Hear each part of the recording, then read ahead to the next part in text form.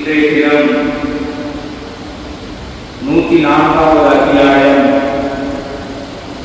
9 வசனங்களை கொண்ட சூரத்துல் ஹுமஸா என்கின்ற அத்தியாயத்தை நாங்கள் பார்க்க இருக்கிறோம். இந்த அத்தியாயம் மக்கியா வகையைச் சேர்ந்த ஒரு அத்தியாயம். இந்த அத்தியாயத்திற்கு ஹுமஸா என்று பெயர் வைக்கப்பட்டிருக்கிறது. இந்த அத்தியாயத்தினுடைய முதலாவது வசனத்திலே அந்த சொற்கள் பெற்றிருக்கிறது. இதில் அல்லாஹ் சுப்ஹானஹு வ தஆலா மனிதர்களுடைய முக்கியமான ஒரு பிழையான ஒரு தவறான ஒரு குணாதிசயத்தை பற்றி பேசுகிறார், ஒரு பண்பை பற்றி பேசுகிறார். மனிதர்களிடத்தில் இருக்கக்கூடாத, கடிதளவும் வந்துவிடக்கூடாத ஒரு மிக முக்கியமான ஒரு பண்பை பற்றி சொல்லி, அந்த பண்புடையவர்கள் எப்படிப்பட்டவர்களாக உலகத்திலே வாழ்வார்கள், அவர்களுக்கு அந்த பண்பினால் கிடைக்கக்கூடிய மிக மோசமான விளைவு என்ன என்பது தொடர்பாக இந்த சூறாவிலே அல்லாஹ் தெளிவுபடுத்துகிறார். இந்த சூறாவை ஆரம்பிக்கும் போது அல்லாஹ் சுப்ஹானஹு வ தஆலா வைலும் என்ற வார்த்தையை கொண்டு ஆரம்பிக்கிறார்.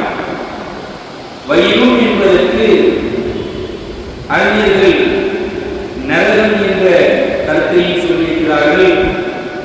அல்லது நரகத்திலே ஓடுகின்ற ஒரு மிக மோசமான ஒரு நதிக்கும் இந்த வயல் என்பது பயன்படுத்தப்படும். அதே போன்று இன்னும் சில அறிஞர்கள் சொல்கிறார்கள், வயலும் என்றால் அப்படியே அழிந்து நாசமாகி போவதற்கும் இந்த வயலும் என்ற சொல் பயன்படுத்தப்படுவது வருகிறது. இங்கே அல்லாஹ் சுப்ஹானஹு வ தஆலா வயலுன் லிகுல்லி ஹுமஸத்தின் லுமஸா, ஒவ்வொருவர்களுக்கும் அழிவு உண்டாகட்டும், கேடு உண்டாகட்டும் என்று அல்லாஹ் இந்த சூறாவிலே ஆரம்பிக்கிறார். அவர்கள் யார்? அவர்கள்தான் ஹுமஸா மற்றும் லுமஸா. இந்த ஹுமஸா லுமஸா என்றால் முக்கியமாக மனிதர்களுடைய நாவினால் பயன்படுத்தப்படுகிற மோசமான 2 குணங்கள். ஒன்று புறம் பேசுவது, இன்னொன்று குறைகளை கூறித்திருவது. இந்த இரண்டையும் பிரித்து அல்லாஹ் சுப்ஹானஹு வ தஆலா இங்கே குறைகளை பேசித் திரிவதையும் ஒரு வார்த்தையிலும், புறம் பேசி போய் சொல்லித் திரிவதை இன்னும் ஒரு வார்த்தையும் என்று இரண்டாக அல்லாஹ் சுப்ஹானஹு வ தஆலா பிரித்து பேசுகிறார். இந்த 2 சாராருக்கும் கேடு உண்டாகட்டும், அழிவு உண்டாகட்டும், நாசம் உண்டாகட்டும், அல்லது நரகத்திற்கு சொந்தக்காரர்களாக ஆகட்டும் என்ற கருத்தில் இங்கே அல்லாஹ் சுப்ஹானஹு வ தஆலா பேசியிருப்பதை நாங்கள் பார்க்கிறோம். இங்கே இந்த ஹுமஸா லுமஸா என்ற வார்த்தைக்கு அறிஞர்கள் தஃசீர் செய்கின்ற போது இந்த 2 வார்த்தைகளுக்குள்ளும் ஆண்பாலும் உள்ளடங்கி இருக்கிறது, பெண்பாலும் உள்ளடக்கப்பட்டிருக்கிறது. இதுவே ஆண்கள் என்கின்ற பெண்கள் என்கின்ற 2 சாராரும் இந்த ஹுமஸா என்கின்ற சொல்லிலே உள்ளடக்கப்பட்டிருக்கிறார்கள். எனவே அல்லாஹ் சுப்ஹானஹு வ தஆலா இந்த இடத்திலே 2 சாராரை, 2 பாலாரை உள்ளடக்கி இருக்கக்கூடிய வார்த்தையை அல்லாஹ் இங்கே பயன்படுத்தியிருப்பதை நாங்கள் பார்க்கிறோம். எனவே குறைகளை பேசுவது என்பது ஒருவர் இல்லாத சந்தர்ப்பத்தில் குறைகளை பேசித் தீர்வது, கோல் சொல்லித் தீர்வது, முகத்திற்கு முன்னால் ஒருவரை குத்தி பேசுவது, எனக்கு முன்னால் இருக்கிறார் அவருக்கு படட்டும் என்று குத்தி பேசுவது, கிண்டல் பண்ணுவது, ஏசுவது, கண்களால் சாடை செய்வது என்பதை வாயால் எந்த வார்த்தை புரியாமல் கண்ணால் சைகை செய்து சாடை செய்து ஒருவரை சுட்டிக்காட்டுவது,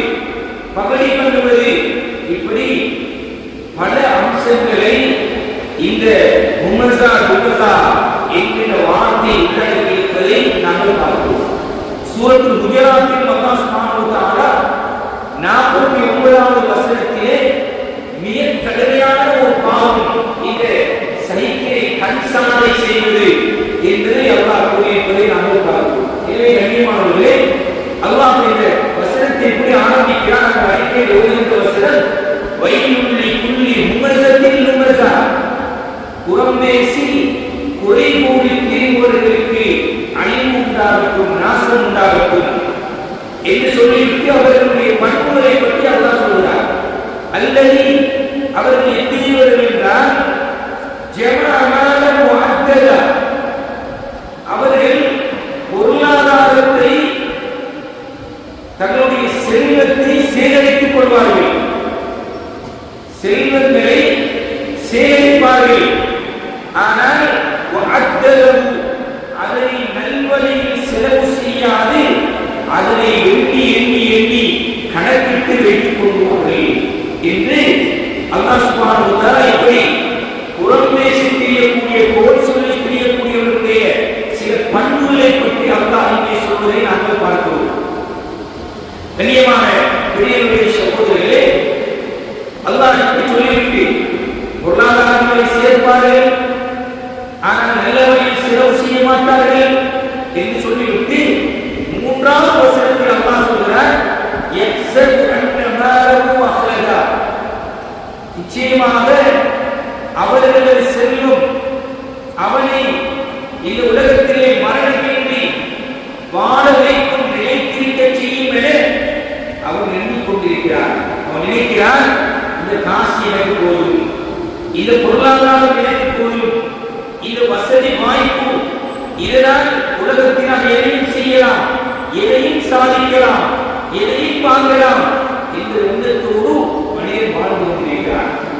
பொருளாதாரத்தை சேமித்து அதனை நல்ல வழியில் செலவு செய்யவில்லை.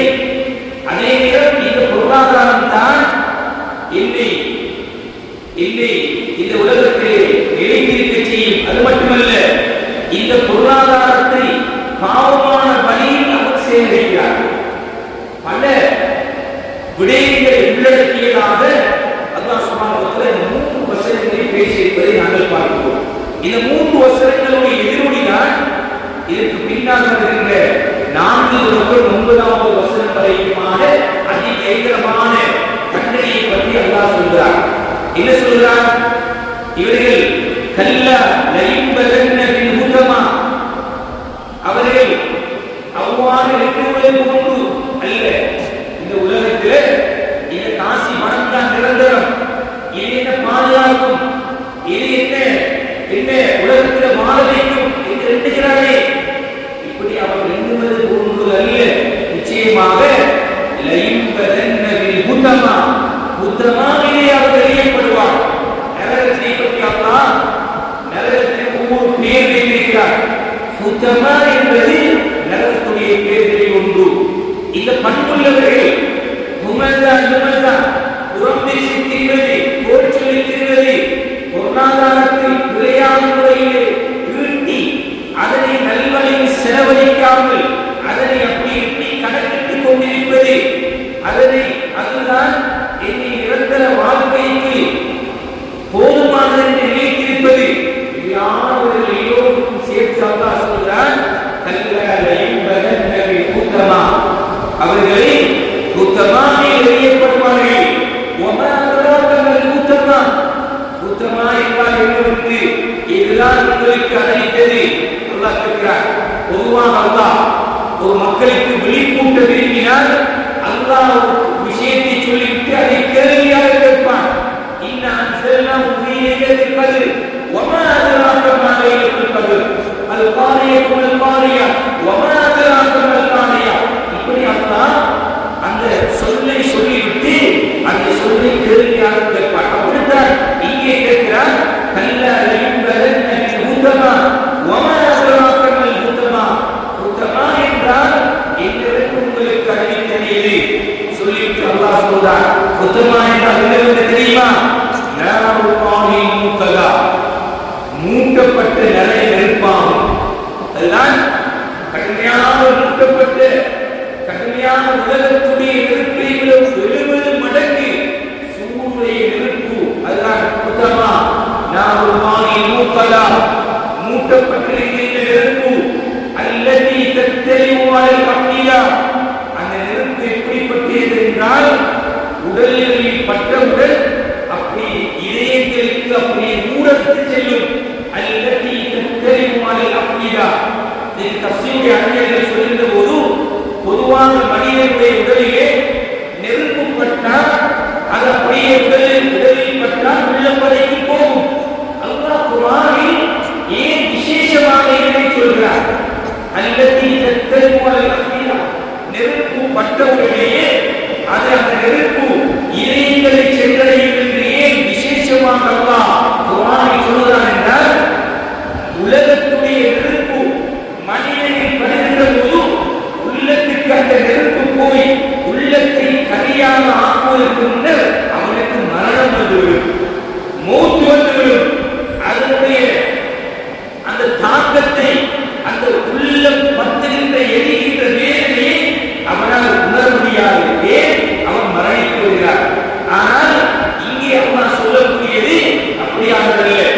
நரகத்தில் அல்லாஹ் எங்களை எரிய வைப்பான், எங்களை நரக நெருப்பிலே போட்டு பற்ற வைப்பான். ஆனால் எங்களுக்கு மரணம் வர மாட்டாது. நாங்கள் எரிய எரிய எரிய எங்களுடைய உடல்கள் கதற மீண்டும் மீண்டும் அல்லாஹ் உடல்களை படைத்துக் கொண்டே இருப்பான், உருவாக்கி கொண்டே இருப்பான். அதைத்தான் அல்லாஹ் விசேஷமாக இங்கே சொல்றார். இந்த மூட்டப்பட்ட நெருப்பு அல்லதி தத்தெளிவாய் அஃபீலா அது உடல்களில் பட்டவுடன் இதயங்களை சென்றடையும். இதயங்கள் உலகத்துடைய நெருப்பு இதயங்களுக்கு சென்றடைவதற்கு முன்னர் உலகத்துடைய ரூகள் பிரிந்துவிடும். ஆனால் மறுமையில் அந்த நரகத்தில் அந்த நெருப்பு எங்களை பட்ட வைத்து உள்ளத்துக்கு சென்றாலும் மரணம் ஏற்பட மாட்டாது, மௌத்து வரமாட்டாது. அந்த வேதனையை மனிதன் அனுபவித்துக் கொண்டே இருப்பான் என்று சொல்லிவிட்டு அல்லாஹ் முடிக்கிறார். இன்னஹா அலைஹிம் முஸதா அந்த நெருப்பு மூடப்பட்டதாக இருக்கும். மூக்கதா முஸதா இரண்டு வார்த்தைகளை இங்கே பயன்படுத்திவிட்டு இறுதியாக முடிக்கிறார். ஃபீ அமதின் முமத்ததா அது நீண்ட தூண்களில் அவர்கள் கட்டப்பட்டவர்களாக இருப்பார்கள். அந்த நரகத்தில் போடப்படுவது மட்டுமல்ல, அந்த நீண்ட தூண்களில் அவர்கள் கட்டப்பட்டிருப்பார்கள். அதற்கு தஃசீருடைய அறிஞர்கள் விளக்கம் சொல்கின்ற போது நரக நெருப்பினுடைய அந்த தீச்சுவாலைகள் அப்படியே உயர்த்தி விரிந்த பெரும் தூண்களின் தோட்டத்தில் இருக்கும். நரகவாசியை யாரும் அதிலிருந்து வெளியேற முடியாத வண்ணம் அது அவர்களை அப்படியே சூழ்ந்து கொள்ளும். அப்படியே நெருப்பு அப்படியே பத்தி அப்படியே தூணுடைய பெரும் உயரத்துக்கு அப்படியே நெற்றி சூழ்ந்து கொண்டிருக்கும். அதற்குள்ளே மனிதன் அம்முட்டு விடுவான்.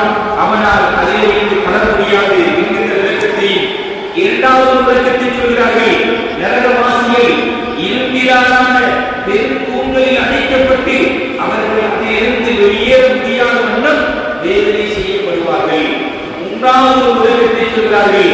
அந்த நரகவாசிகள் சங்கிலிகளால் இரும்பாலான பெரும் தூண்களில் கட்டப்பட்ட நிலையில் நரகில் அவர்கள் வேதனை செய்யப்படுவார்கள். எதிர்மாறாக இருந்தாலும் அல்லாஹ் இங்கே புத்தமா என்கின்ற நரகம் அது மிக கடுமையாக மூடப்பட்ட நரகம். அந்த நரகத்திலே மனிதன் அப்படியே சாம்பலாக ஆக மீண்டும் உடல் கொடுக்கப்பட்டு உயிர் கொடுக்கப்பட்டு அப்படியே எரியப்பட்டுக் கொண்டிருப்பார். சங்கிலியால் கட்டப்பட்டு வேதனை வழங்கப்பட்டுக் கொண்டிருக்கும். எதற்காக இந்த பாவத்துக்குரிய தண்டனை என்றால் அல்லாஹ் ஆரம்பத்தில் சொல்வது போன்று